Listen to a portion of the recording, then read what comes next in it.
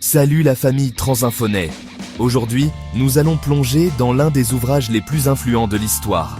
Comment se faire des amis et influencer les autres, de Dale Carnegie. Publié en 1936, ce livre a révolutionné la manière dont nous comprenons les relations humaines, en offrant des principes simples mais puissants pour gagner la confiance, inspirer la sympathie et influencer positivement les autres. En 17 minutes, vous découvrirez les concepts clés du livre. L'art d'écouter, l'importance de l'empathie, comment susciter l'intérêt sincère chez autrui et les techniques pour renforcer vos relations, tant personnelles que professionnelles. Préparez-vous à transformer votre façon de communiquer et à apprendre des stratégies concrètes pour créer des liens authentiques et durables. Dale Carnegie était un formateur en communication, né en 1888, à une époque marquée par de profonds changements sociaux et économiques. À l'aube du XXe siècle, la société américaine évoluait rapidement, avec l'essor des grandes villes, l'industrialisation et la montée de la classe moyenne. Son livre, Comment se faire des amis, s'est vendu à plus de 30 millions d'exemplaires dans le monde et a profondément marqué la culture populaire. Traduit dans pratiquement toutes les langues, il a influencé des générations entières, des chefs d'entreprise aux enseignants, en passant par les étudiants et les leaders politiques. Aujourd'hui encore, ces principes restent d'une actualité frappante. Ils sont utilisés dans les formations en management, les ateliers de développement personnel et même dans les relations en ligne. Par exemple, de nombreux leaders citent Carnegie comme source d'inspiration pour bâtir des relations authentiques et réussir dans un monde connecté. Carnegie révèle une vérité universelle. Pour influencer les autres, il faut d'abord comprendre la nature humaine. Par exemple, imaginez un collègue qui arrive en retard à une réunion. Plutôt que de le réprimander, essayez de comprendre ce qui a pu le retenir. Peut-être a-t-il eu une matinée difficile. Les gens ne sont pas des êtres rationnels. Une anecdote célèbre raconte comment Abraham Lincoln, au lieu de critiquer un général incompétent, a choisi de lui écrire une lettre pleine d'empathie qu'il n'a jamais envoyée. Nous sommes des créatures émotionnelles qui rationalisons nos décisions après coup. Par exemple, on choisit souvent un restaurant parce qu'on a envie de réconfort. Puis, on justifie ce choix par la qualité de la cuisine. Comprendre cela change tout dans vos relations. En plaçant l'empathie et la compréhension au centre, vous créez des liens authentiques et durables. Le livre présente plusieurs techniques fondamentales pour se faire des amis. Premièrement, évitez de critiquer, de condamner ou de vous plaindre. La critique est inutile car elle met les gens sur la défensive et blesse leur orgueil. Deuxièmement, exprimez une appréciation honnête et sincère. Par exemple, félicitez un collègue pour son travail ou remercier un ami pour son aide. Troisièmement, suscitez chez l'autre personne un désir ardent. Montrez-lui comment ce que vous proposez peut aussi lui être bénéfique. Par exemple, si vous voulez convaincre un ami de vous accompagner à un événement, expliquez-lui en quoi cela pourrait l'intéresser ou l'amuser. Ces techniques, appliquées avec authenticité, facilitent la création de liens solides et sincères. Ne jamais critiquer, condamner ou se plaindre est une règle d'or pour se faire des amis.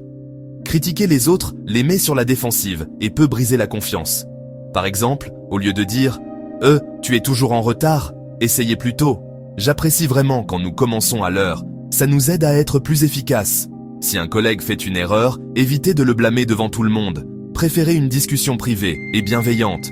Pour appliquer ce principe au quotidien, prenez un moment pour réfléchir avant de réagir. Exprimez vos besoins de façon positive et concentrez-vous sur les solutions plutôt que sur les reproches. Cela favorise des relations plus harmonieuses et durables. Alors, chaque être humain a soif de reconnaissance. C'est vraiment le plus profond des besoins humains. Mais attention, pour que l'appréciation ait de la valeur, elle doit être honnête et basée sur des faits réels. Par exemple, au lieu de dire simplement « tu es super », essayez « j'ai vraiment apprécié la façon dont tu as géré ce projet, tu as su motiver toute l'équipe ». Carnegie distingue bien l'appréciation sincère de la flatterie, qui, elle, sonne faux et peut être perçue comme de la manipulation. Par exemple, dans la vie quotidienne, dire à un ami « j'admire ta patience avec tes enfants » ou à un collègue « ta présentation était claire et inspirante » crée un vrai lien. L'essentiel, c'est de trouver quelque chose que vous admirez vraiment chez la personne et de l'exprimer de façon précise et authentique. C'est ça, donner une appréciation honnête et sincère. Pour éveiller un désir ardent chez les autres, il faut se concentrer sur leurs besoins et leurs aspirations, pas seulement sur les vôtres. Par exemple, au travail, au lieu de dire « j'ai besoin de ce rapport », dites plutôt « ce rapport vous permettra de mettre en avant vos compétences auprès de la direction ». Dans un contexte amical, proposez une activité en montrant ce que l'autre y gagnera. L'essentiel est de montrer comment votre demande répond à leurs désirs profonds. Pour résumer complètement cette première partie, retenez bien les 3 règles fondamentales pour se faire des amis.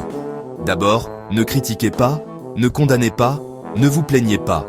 C'est essentiel pour instaurer la confiance. Ensuite, exprimez une appréciation sincère et honnête.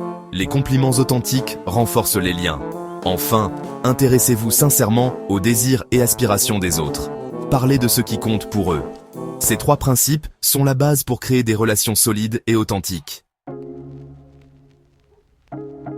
Voici 6 façons concrètes de vous faire aimer des autres, avec des exemples et des conseils pratiques. Premièrement, montrez un intérêt sincère pour les autres. Par exemple, posez-leur des questions sur leur passion ou écoutez-les attentivement lorsqu'ils parlent. Deuxièmement, souriez. Un simple sourire peut mettre les gens à l'aise et ouvrir la porte à la sympathie. Troisièmement, retenez et utilisez le prénom des personnes. Cela montre que vous les considérez comme uniques et importantes. Quatrièmement, soyez un bon auditeur. Encouragez les autres à parler d'eux-mêmes et montrez que vous vous intéressez vraiment à ce qu'ils disent. Cinquièmement, parlez de ce qui intéresse votre interlocuteur. Par exemple, si quelqu'un aime le sport, posez-lui des questions sur son équipe favorite. Enfin, faites sentir aux autres leur importance, sincèrement. Remerciez-les pour leur aide ou soulignez leurs qualités. En appliquant ces 6 conseils, vous verrez que les gens vous apprécieront naturellement. S'intéresser sincèrement aux autres, c'est la base de toute relation authentique. Cela signifie écouter activement, poser des questions sur ce qui passionne l'autre et se souvenir des petits détails importants pour eux. Par exemple, demandez à un collègue comment s'est passé son week-end ou féliciter un ami pour une réussite récente. Montrez que vous êtes présent, que vous écoutez vraiment et que vous vous souciez de ce qu'ils ressentent. C'est ainsi que naissent les vraies amitiés. Voilà, c'est la clé. Un sourire sincère est contagieux et change immédiatement l'atmosphère. Des études en psychologie ont montré que sourire active des zones du cerveau associées au bonheur, tant chez la personne qui sourit que chez celle qui le reçoit. Par exemple, une expérience menée à l'université de Uppsala a révélé que voir quelqu'un sourire nous pousse instinctivement à sourire à notre tour, créant ainsi une connexion positive. Même au téléphone, les gens peuvent entendre votre sourire à travers le ton de votre voix, ce qui rend vos échanges plus chaleureux et ouverts. Un simple sourire peut donc transformer une interaction banale en un moment de complicité et de confiance. Le nom d'une personne est pour elle le son le plus doux et le plus important. Se souvenir des prénoms montre que vous accordez de l'importance à l'autre. Pour mieux retenir un nom, répétez-le dès que vous l'entendez. Associez-le à une image ou à une caractéristique marquante, ou écrivez-le mentalement. Par exemple, si vous rencontrez une Julie qui aime les fleurs, imaginez-la avec un bouquet. Utilisez le prénom fréquemment dans la conversation. Enchantée, Julie. Ou que penses-tu de ça, Julie? Ces astuces renforcent la connexion et montrent votre attention. Pour être un bon auditeur, commencez par maintenir un contact visuel et hochez la tête pour montrer que vous suivez. Posez des questions ouvertes comme « Qu'est-ce qui t'a le plus marqué dans cette expérience ?» ou « Comment t'es-tu senti à ce moment-là ?» Reformulez parfois ce que la personne dit, par exemple « Si je comprends bien, tu as trouvé ça difficile ?» Évitez d'interrompre et montrez un intérêt sincère à travers votre langage corporel et vos réponses. Découvrez ce qui passionne vraiment la personne et engagez-vous dans ces sujets. Par exemple, demandez « Qu'est-ce que tu aimes faire pendant ton temps libre ?» ou « As-tu vu un bon film récemment ?» Parler de voyages, de livres, de musique ou même d'animaux de compagnie peut ouvrir la porte à des échanges sincères et intéressants. Faites-le sincèrement et honnêtement. Chaque personne excelle dans quelque chose. Pour faire sentir à quelqu'un son importance, écoutez-le attentivement, montrez de l'intérêt pour ce qu'il dit et valorisez ses qualités. Par exemple, dites « J'admire vraiment ta façon de résoudre les problèmes, ou ton aide a vraiment fait la différence aujourd'hui. Un simple sourire, un remerciement ou un compliment authentique peuvent illuminer la journée de quelqu'un. Pour gagner les gens à votre point de vue, il faut utiliser la persuasion plutôt que la confrontation. Commencez par écouter sincèrement l'autre personne, montrez que vous comprenez son opinion, puis exposez calmement votre propre point de vue. Par exemple, dites « Je comprends ce que tu ressens, et si on essayait cette solution ?» ou « Tu as raison sur ce point, mais as-tu envisagé ceci ?» En valorisant l'opinion de l'autre et en proposant des alternatives, vous augmentez vos chances de convaincre sans créer de conflit. La seule façon de vraiment gagner une discussion, c'est d'éviter de la transformer en combat. Par exemple, si deux collègues ne sont pas d'accord sur un projet, au lieu d'essayer d'imposer son point de vue, il vaut mieux écouter l'autre, reconnaître ses arguments et chercher un terrain d'entente. Avec des amis, si un débat devient tendu, essayez de comprendre ce qui compte vraiment pour l'autre personne. En montrant de l'empathie et en cherchant des points d'accord, vous renforcez la relation, et tout le monde en sort gagnant. Pour montrer du respect pour les opinions des autres, écoutez attentivement, sans interrompre, et gardez un langage corporel ouvert. Par exemple, au lieu de dire « Vous avez tort », essayez « Je comprends ce que tu veux dire » ou « Je peux me tromper, mais il me semble que… » Utilisez la technique des 3 étapes. Je comprends votre point de vue, j'ai une perspective différente, permettez-moi de vous expliquer pourquoi. Des phrases comme « Merci d'avoir partagé ton avis » ou « Je respecte ton opinion, même si je ne suis pas d'accord » montrent aussi beaucoup de respect. Adoptez une attitude bienveillante, souriez et montrez que vous valorisez la discussion, même en cas de désaccord. Admettre ses erreurs rapidement, c'est reconnaître sans attendre quand on a tort, et le faire avec sincérité. Par exemple, un manager qui avoue une mauvaise décision devant son équipe, ou un ami qui s'excuse tout de suite après un malentendu.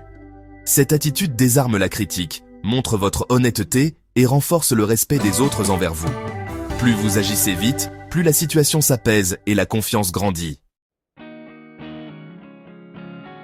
Même si vous avez raison, il est essentiel de permettre à l'autre de préserver sa dignité. Par exemple, au travail, si un collègue fait une erreur, vous pouvez lui proposer une solution en privé plutôt que devant tout le monde. Entre amis, si vous n'êtes pas d'accord, exprimez votre point de vue sans ridiculiser l'autre. En famille, privilégiez l'écoute et la compréhension pour éviter de mettre quelqu'un dans l'embarras. Laisser l'autre sauver la face, c'est faire preuve d'empathie et de respect, c'est la marque d'un vrai leader. Pour être un leader efficace, inspirez les autres par l'exemple. Avant de critiquer, commencez toujours par souligner un point positif, comme le fait un bon manager qui félicite avant de suggérer des améliorations. Encouragez la participation, écoutez activement et reconnaissez les réussites de votre équipe. C'est ainsi que l'on gagne le respect et la confiance, selon le livre. Commencer par des éloges ouvre les cœurs et les esprits. Par exemple, dites à un collègue « J'ai remarqué la qualité de ton travail, bravo !» ou à un ami « J'admire ta créativité, tu trouves toujours des idées originales ». Ces phrases simples créent une atmosphère positive et encouragent l'échange. Utiliser la suggestion indirecte, c'est proposer une idée sans imposer son point de vue. Par exemple, au lieu de dire « vous faites mal », dites plutôt « vous pourriez peut-être essayer une approche différente ». Dans la vie quotidienne, cela peut se traduire par « et si on essayait de faire comme ça ?» lors d'un travail en groupe ou « tu as déjà pensé à cette option ?» quand un ami hésite. Cette méthode rend les échanges plus agréables et encourage l'ouverture d'esprit. Pour donner une belle réputation à mériter, commencez par souligner les qualités positives que vous voyez chez les autres, même si elles ne sont qu'embryonnaires. Par exemple, dites à un collègue « Tu es toujours si fiable, je sais que je peux compter sur toi ». Ou à un ami « J'admire ta générosité, tu inspires les autres à faire de même ». En mettant en avant ces qualités, vous motivez naturellement les gens à se montrer à la hauteur de cette réputation. Traitez les gens comme s'ils étaient déjà ce que vous voulez qu'ils deviennent, et ils feront tout pour mériter cette image positive. Aujourd'hui, appliquer les principes du livre dans le monde digital est essentiel. Par exemple, sur les réseaux sociaux, commentez sincèrement les publications de vos amis, partagez leurs réussites et taguez-les dans des contenus qui leur plaisent. Pour les emails ou sur LinkedIn, utilisez le nom de la personne, félicitez-la pour ses accomplissements et personnalisez toujours vos messages. Sur Zoom ou Teams, souriez, maintenez le contact visuel avec la caméra et utilisez les réactions ou le chat pour encourager les autres. Même dans les messages écrits ou vocaux, écoutez activement, posez des questions et montrez de l'empathie, même à distance. Au travail, que ce soit en présentiel ou à distance, donnez des retours constructifs avec empathie et valorisez publiquement les réussites de vos collègues. En négociation, même en ligne, cherchez des solutions gagnant-gagnant en utilisant des outils collaboratifs et en valorisant les idées de chacun. Lors d'une présentation, adaptez votre message aux besoins de votre audience, utilisez des sondages ou le chat pour interagir en temps réel. Et dans la vie personnelle, partagez des moments simples, même à distance, par appel vidéo ou message, pour renforcer les liens familiaux. Avec les amis, souvenez-vous des détails importants de leur vie, célébrez leur succès et proposez des activités, même virtuelles, pour rester connectés. Et lors de rencontres, en ligne ou en personne, montrez un intérêt sincère pour leur passion et engagez la conversation sur ce qui les anime vraiment. En appliquant les principes de Carnegie, vous avez découvert comment écouter sincèrement, valoriser les autres et créer des liens authentiques. Ce ne sont pas de simples astuces, mais des vérités fondamentales sur la nature humaine qui, mises en pratique avec authenticité, transforment vos relations et votre vie. Souvenez-vous, chacun de nous a besoin d'être compris, apprécié et respecté. Offrez cela autour de vous. Donnez sans attendre en retour et vous verrez vos relations s'épanouir. Abonnez-vous à Transinfonet, likez cette vidéo si elle vous a inspiré et surtout, engagez-vous à transformer votre quotidien dès aujourd'hui. Partagez en commentaire la technique que vous allez mettre en œuvre en premier et lancez-vous dans votre propre transformation personnelle.